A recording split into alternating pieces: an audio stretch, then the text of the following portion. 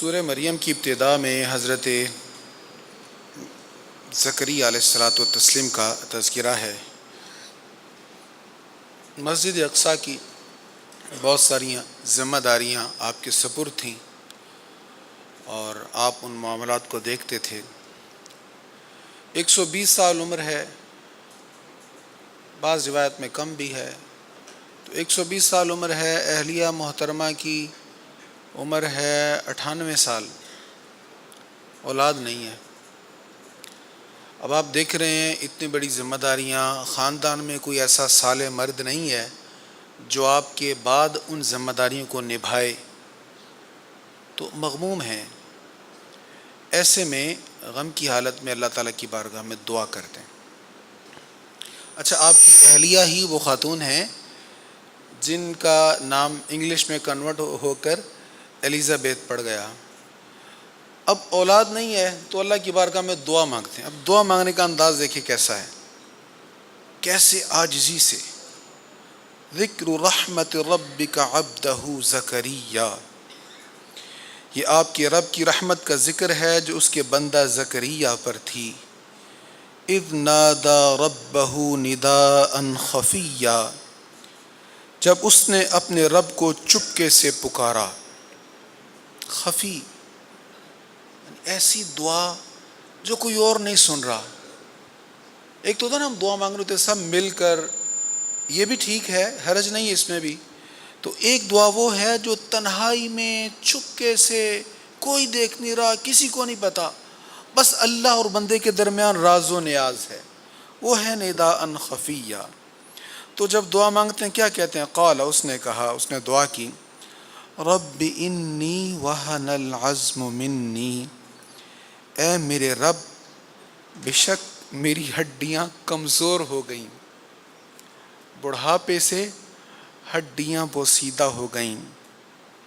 واشتعل الرأس شیبا، اور میرا سر بڑھاپے سے بھڑک اٹھا، یعنی بال میرے سفید ہو گئے۔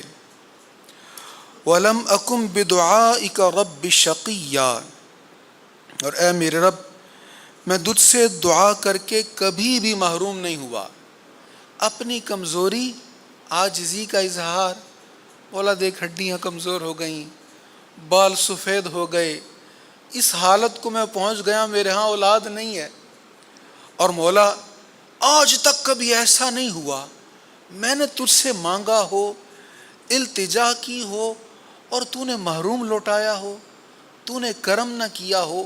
یہ پرانا حوالہ بھی دیا۔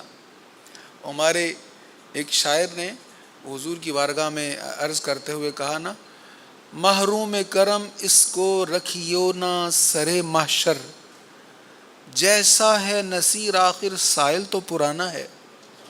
تو پرانا سائل جو ہوتا ہے نا، سخی کہتا ہے کہ یہ کب سے آ رہا ہے، سالوں سے آ رہا ہے، اور اس کو ہر بار ہم دے کر بھیجتے ہیں۔ تو اگر آج حالات ٹھیک نہیں ہیں پھر بھی یہ جو سالوں سے آ رہا ہے نا، یہ جو پرانا سائل ہے نا، یہ بڑی آس امید لے کر آیا، اس کو خالی نہیں لوٹانا۔ تو کچھ ایسا انداز تھا، مولا جب بھی تجھ سے مانگا تو نے عطا فرمایا۔ اس عاجزی سے عرض کیا، وَإِنِّي خِفْتُ الْمَوَالِيَ مِنْ وَرَائِي وَكَانَتِ امْرَأَتِي عَاقِرًا فَهَبْ لِي مِن لَّدُنْكَ وَلِيًّا، اور مجھے اپنے بعد اپنے قرابت داروں سے خطرہ ہے اور میری اہلیہ بانجھ ہے، سو تو مجھے اپنے پاس سے وارث عطا فرما۔ میرے خاندان میں کوئی ایسا نہیں ہے جو میرا وارث بنے، آپ کی نظر تھی۔ اور ہم دیکھتے ہیں، وہ اقبال نے بھی کہا تھا،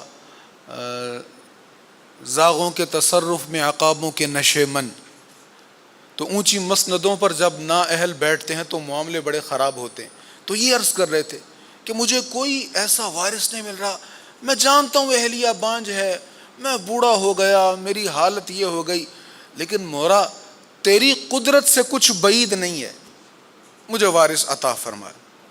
یرثنی ویرث من آل یعقوب واجعلہ رب رضیا، جو میرا اور آل یعقوب کا وارث ہو، اور اے میرے رب اس کو پسندیدہ بنا دے۔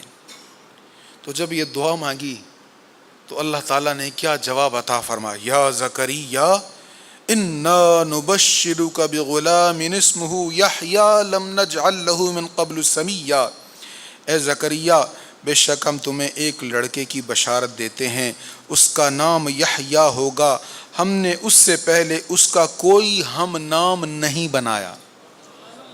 آپ کو بیٹے کی بشارت ہے، نام یحییٰ ہوگا، اور یہ خصوصیت ابھی سے بتائے دیتے ہیں کہ یہ نام پہلے کبھی کسی نے نہیں رکھا۔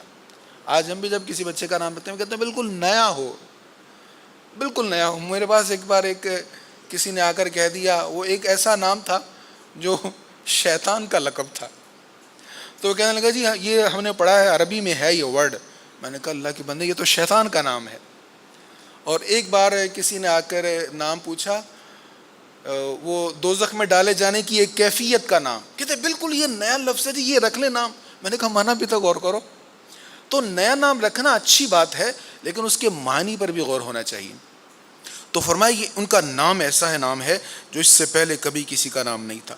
تو یہ یہاں پر حضرت زکریا علیہ الصلاۃ والتسلیم کے عاجزی سے، انکساری سے دعا مانگنے کا انداز بیان ہو رہا ہے۔